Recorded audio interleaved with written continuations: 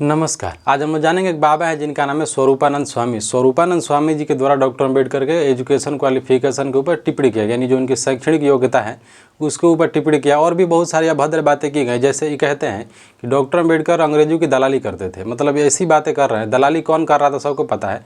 और ऐसा नहीं है कि इतिहास कोई नहीं पढ़ा है। 1857 से लेकर जब अंग्रेज आए, अंग्रेज तो छोड़िए, जब मुगल थे तो जमींदार कौन थे, यहाँ के राजपूत कौन थे, सैन्य व्यवस्था में क्या थी, तो सबको पता है। सब जानते हुए ऐसी बातें कर रहे हैं जैसे अंग्रेज मतलब डॉक्टर अम्बेडकर दलाली कर रहे थे अंग्रेजों का, जब इनका इतिहास कोई पढ़ा नहीं है। जमींदार कौन थे, देसी रियासतें कौन थी, इतने ये लोग तो इतने परेशान थे कि जब 1857 की क्रांति हो रही थी तो यहाँ की देसी रियासतें बोल रहे थे कि देश आज़ाद ना हो। इतना हो गया था जब देश आज़ाद हुआ था, मतलब जब 1857 की क्रांति हुई थी, तो अंग्रेज गए ब्रिटेन में। ब्रिटेन के पार्लियामेंट में कहते हैं कि एक काम करते हैं, हम लोग एक कानून बनाते हैं। तो कानून में वो क्या था कि वो लोग कहते हैं कि जब हम लोग 1857 की क्रांति लड़ रहे थे तो ऐसा नहीं लग रहा था कि 1857 की क्रांति बंद हो सकती है, इसलिए हम वहाँ के जमींदारों से सहायता लेते हैं। तो यहाँ के जितने भी जमींदार थे और जितने भी उच्च वर्ग के लोग थे अंग्रेजों का साथ देते हैं। दूसरी बात है, देसी रियासतें उनके साथ देती हैं। सबको पता अंग्रेजों के साथ कौन लड़ रहा था, कौन नहीं लड़ रहा था।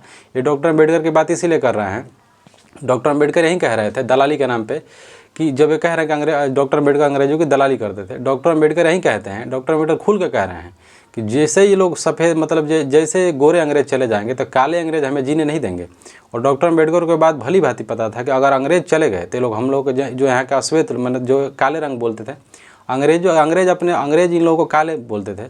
तो अंग्रेज कहते थे कि जैसे अंग्रेज चले जाएंगे, गोरे अंग्रेज, तो काले अंग्रेज हम लोग को अधिकार नहीं देंगे, संविधान नहीं देंगे। तो इसलिए डॉक्टर अम्बेडकर अंग्रेजों का साथ नहीं दे रहा, अंग्रेजों से अपना हक मांग रहा है। जब इतना ही बात करना है जब संविधान बनाया गया था, तो क्या हुआ कि डॉक्टर अम्बेडकर भी उस समय शामिल नहीं थे। डॉक्टर अम्बेडकर संविधान जब ये लोग बना रहे थे, यहाँ के जो स्वर्ण जातियाँ मिलकर जब अंग्रेज जो बना रहे थे संविधान, तो डॉक्टर अम्बेडकर जैसे कह रहे थे ना कि डॉक्टर अम्बेडकर कभी जेल नहीं गए, तो उस पर डॉक्टर अम्बेडकर कहते हैं कि हम जेल इसीलिए नहीं गए। डॉक्टर अम्बेडकर कहते हैं कि तुम जिस आज़ादी के लिए लड़ रहे हो वो 15% है, जो क्योंकि यहाँ की जो स्वर्ण जातियाँ जब आज़ादी के लिए लड़ रही थी तो इन लोगों का मांग ही यही था कि 15% जो है कि स्वर्ण जातियाँ वही लोग आज़ाद होंगे और उनको ही सामाजिक आर्थिक परिवर्तन में योगदान मिलेगा और भागीदारी मिलेगी। बाकी जो 85% जनसंख्या है उसको आज़ादी नहीं मिलेगा, वो आज़ाद नहीं रहेगा। उनके अधिकार के लोग, बात उन लोगों के जो अधिकार था उनके बारे में ये लोग एक बार भी नहीं कर रहा। दूसरी बात है कि जो स्वर्ण जातियाँ थी, स्वर्ण जातियों में जो केवल पुरुषों की बात हो रही है, महिलाओं की बात नहीं कर रहे हैं। और यही डॉक्टर अम्बेडकर जब संविधान बनाया गया था, महिलाओं का हिंदी कोड बिल जब ये लोग विरोध करते थे तो डॉक्टर अम्बेडकर अपना पद छोड़ दिए थे। दूसरा क्वेश्चन है पढ़ाई के ऊपर। डॉक्टर अम्बेडकर ना केवल 32 डिग्री और भी ले लेते, जैसे वहाँ पे पूरे विश्व में डॉक्टर अम्बेडकर एक इकलौते ऐसे व्यक्ति हैं जो 8 साल की डिग्री थी 2 साल 3 महीने में इसको पास करते हैं। और इनके पास 3-3 4-4 PhD थी, 2 PhD थी इसमें इकोनॉमिक्स में।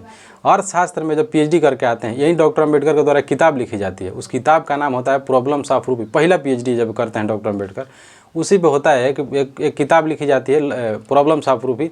प्रॉब्लम्स ऑफ रूपी डॉक्टर अम्बेडकर इसीलिए लिख रहे हैं कि भारत में जो रुपया संबंधित समस्याएं थी उसके ऊपर ये लिखते हैं। फिर ये बात अंग्रेज़ों को पता चलती है, अंग्रेज उस किताब को पढ़ते हैं और पढ़ने के बाद 1935 में हिल्टन यंग कमीशन बनाया गया था और उस कमीशन के आधार पर RBI बैंक की स्थापना हुई थी। उस पर क्या बोलेंगे? डॉक्टर अम्बेडकर ना केवल संविधान में इनका योगदान है, हर फील्ड में इनका योगदान है। ये जाति के नेता नहीं थे, डॉक्टर अम्बेडकर हर समाज के नेता हैं। यही बोल रहे हैं जिस दिन इनके ऊपर कानूनी कार्रवाई की जाएगी उस दिन डॉक्टर अम्बेडकर इनको याद आ जाएंगे। कहा जाता है कि डॉक्टर अम्बेडकर तब तक नहीं याद आते हैं जब तक कोई नहीं फंसता है। जैसे ही कोई फंसता है फिर डॉक्टर अम्बेडकर याद आ जाते हैं। जैसे अभी ग्वालियर हाई कोर्ट के एक वकील साहब थे आशुतोष दुबे, इनके द्वारा डॉक्टर अम्बेडकर के ऊपर इतनी गंदी गाली दिया गया, शकल का फोटो बनाते हैं और उसके नीचे बहुत गंदा अभद्र मतलब टिप्पणी करते हैं, गंदा पोस्ट लिखते हैं। पुलिस उनको पकड़ लेते, पकड़ने के बाद उसी डॉक्टर अम्बेडकर का दलील देने लगते हैं कि हमको ज़बरदस्ती फंसाया जा रहा है, किया जा रहा है। डॉक्टर अम्बेडकर के पास 32 डिग्रियाँ थीं। 32 डिग्री के अलावा इनको 9 भाषाओं का ज्ञान था। 9 भाषा, सोचिए, 9 भाषा लिखना पढ़ना, दोनों हाथ से पढ़ना लिखना जानते थे। और 21 साल तक, जिस धर्म के बारे में बात कर रहे हैं बाबा जी जितना इनका उम्र नहीं होगा उससे ज़्यादा उनका अध्ययन था। डॉक्टर अम्बेडकर 21 साल हर धर्मों का अध्ययन करते हैं। और डॉक्टर अम्बेडकर हमेशा हिंदू बनना चाहते थे लेकिन ये लोग बनाए नहीं। और जब यही बात पूना पैक्ट जब हुआ था 1932 में, तो कहते हैं महात्मा गांधी से डॉक्टर अम्बेडकर कि महात्मा गांधी कहते हैं कि महात्मा गांधी आते हैं और अपने समाज के लोगों से कहते हैं कि डॉक्टर अम्बेडकर का बात हम सुने हैं। डॉक्टर अम्बेडकर जिस हिसाब से बात कर रहे हैं, अगर उनकी बात अगर आप नहीं मानते हैं तब बहुत समस्या होगी। समस्या क्या होगी कि डॉक्टर अम्बेडकर देख लेना, अगर आप लोग उसकी बात नहीं माने तो हिंदू लोग इनका बात नहीं माने। जो महात्मा गांधी हिंदू थे, महात्मा गांधी के बाद इनके समाज के हिंदू लोग नहीं माने। फिर तभी कहते हैं महात्मा गांधी कि जब तुम लोग जब आप लोग नहीं माने डॉक्टर अम्बेडकर की बात, तो डॉक्टर अम्बेडकर आने वाला समय में सबसे बड़ा सिरदर्द हिंदू धर्म के लिए बनेगा, और हिंदू धर्म के लिए कोई खतरा पैदा करेगा तो वह डॉक्टर अम्बेडकर हुआ वहीं। वो डॉक्टर अम्बेडकर बौद्धिज्म का शपथ लेते हैं, मतलब प्रतिज्ञा लेते हैं और बौद्ध धर्म अपना लेते हैं। उसी दिन से हिंदू धर्म में कहाँ है, हिंदू धर्म का धीरे धीरे पतन अब चालू हो गया है। कहाँ हिंदू धर्म अल्पसंख्यक बना जा रहा है। 80% आप कैसे करें, SC ST जो SC ST को है उसको निकालेंगे, बाकी मुसलमानों को निकालेंगे तो आपकी धर्म बचा कहाँ। तो उसके बाद 64 विषयों का ज्ञान था। डॉक्टर अम्बेडकर 60 देशों का संविधान पढ़े थे। दूसरा क्वेश्चन इनका है, ये कहते हैं कि डॉक्टर अम्बेडकर कभी वकालत नहीं किए। वकालत में क्या है, कभी मेरे पास भी किताब है, उस किताब में ही लिखा है कि डॉक्टर अम्बेडकर जब बैरिस्टर बन के आते हैं इंग्लैंड से, जब बाहर से वकालत करके आते हैं तो डॉक्टर अम्बेडकर हमेशा चाहते हैं कि हम वकालत करें। ये महाराष्ट्र में बहुत प्रयास करते हैं अपने क्षेत्रों में, डॉक्टर अम्बेडकर हमेशा चाहते हैं कि हम वकील बने, हम वकालत करें। लेकिन जब जाते हैं तो सबसे पहले इनकी जातियाँ पूछी जाती हैं। जब ये जातियाँ पूछी जाती है डॉक्टर अम्बेडकर उसमें फेल हो जाते हैं। डॉक्टर अम्बेडकर की जाति कुलीन ना होने की वजह से डॉक्टर अम्बेडकर को कोई केस नहीं मिलता है। होता है कि वहीं महाराष्ट्र से, वही मराठा से महारों, जो वहाँ के जो निम्न जातियाँ थी, महार थे, वहाँ पे एक केस आता, वो उसी केस के सहारे धीरे धीरे डॉक्टर अम्बेडकर को पता चलता है अनटचेबिलिटी के बारे में, यहाँ पे छुपाने के लिए समस्या है, मंदिर के लिए प्रॉब्लम है। तब डॉक्टर अम्बेडकर वकालत छोड़ के उसमें अपने सामाजिक आंदोलन में घुस जाते हैं। तो यहाँ के लोग उनको खुद नहीं जाने दिए। दूसरा बात ये कि कहते हैं कि डॉक्टर अम्बेडकर कभी ICSE यानी UPSC का जो एग्ज़ाम होता था, अभी जो UPSC है पहले ICSE था। हम गारंटी के साथ बोल रहे हैं कि इनको यही भी नहीं पता होगा कि UPSC का इतिहास क्या है, ICSE का इतिहास क्या है। इसको पहले इंडियन कॉम्बिनाइड सर्विस बोला जाता था। ये कॉम्बिनाइड सर्विस जो होता था देशी रियासतों के लिए बनाया गया था। यहाँ के राजा, यहाँ के जो राजा होते थे, यहाँ की जो देशी रियासतें होती थी, जो यहाँ के राजा होते थे, उनके जो बेटा होते थे, उनके बेटाओं के लिए, उनके जो बेटा थे उनको कलेक्टर बनाने के लिए पद लाया गया था। इसको कॉम्बिनाइड सर्विस कहा जाता था। बाद में इसको ICSE बनाया गया। जब देश आज़ाद हो गया तो इसको UPSC बनाया गया, यानी यूनियन पब्लिक सर्विस कमीशन बनाया गया। ये बात करें जी, ये मतलब इनको ऐसी बातें नहीं करें, बहुत सा ऐसा बात इनके द्वारा कहा गया। और दूसरी बात, ऐसे ही डॉक्टर अम्बेडकर को मतलब दुनिया में आज भारत तो छोड़िए, पूरा दुनिया में डॉक्टर अम्बेडकर जैसा पैदा नहीं हुआ। डॉक्टर अम्बेडकर ऐसे व्यक्ति हैं जिनको धर्म में ज्ञान है। धर्म का सबसे ज़्यादा ज्ञान इनके ऊपर है, क्योंकि जब सिखिज़म में जाते हैं तो सिखिज़म में कहते हैं कि हम आज से सिख धर्म अपना लेंगे। तो सिखों से कहते हैं कि हम सिख धर्म तो अपना लेंगे, लेकिन आज से हमारा और आपका बेटी रोटी का संबंध होना चाहिए। सिखिज़म के जो जाट लोग थे, जो वहाँ के कुलीन वर्ग के लोग थे, कहते हैं कि नहीं, आप सिख बन जाएंगे लेकिन आप रहेंगे चमारे। डॉक्टर अम्बेडकर कहते हैं फिर हमें इस धर्म का क्या होगा। फिर डॉक्टर अम्बेडकर कहते हैं कि हम इस्लाम अपनाएंगे। इस्लाम में भी यही बातें कही जाती है। हिंदू में तो ऑलरेडी ये चमार थे ही, महार जाति से थे। तो ये बहुत संघर्ष करते हैं। बाद में अपनाते हैं ये बौद्धिज्म, और बौद्धिज्म को अपनाते हैं। उसी दिन से हिंदू धर्म का बुरा हाल है। और स्वामी जी के ऊपर तो पुलिस को कार्रवाई करनी चाहिए कि आप ऐसा बोल क्यों रहे हो, क्योंकि सबसे पहले आप अपनी योग्यता को चेक करो कि हमारा योग्यता क्या है, हमारा क्वालिफिकेशन क्या है।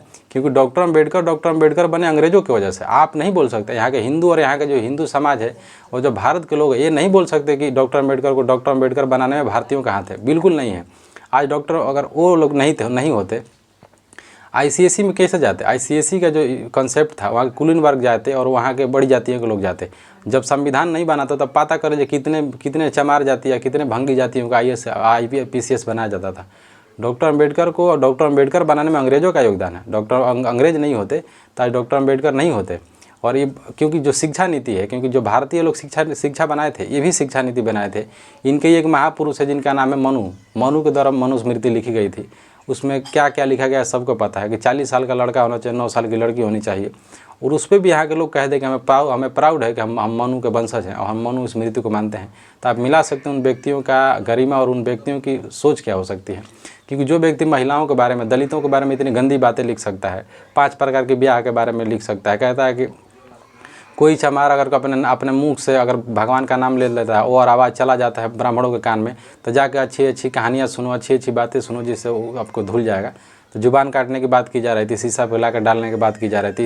यही भारत के लोग, और इसी भारत के लोग चप्पल नहीं पहनने देते थे, ब्रेस्ट टैक्स लेते थे, स्तन टैक्स लेते थे, महिलाओं को जला देते थे।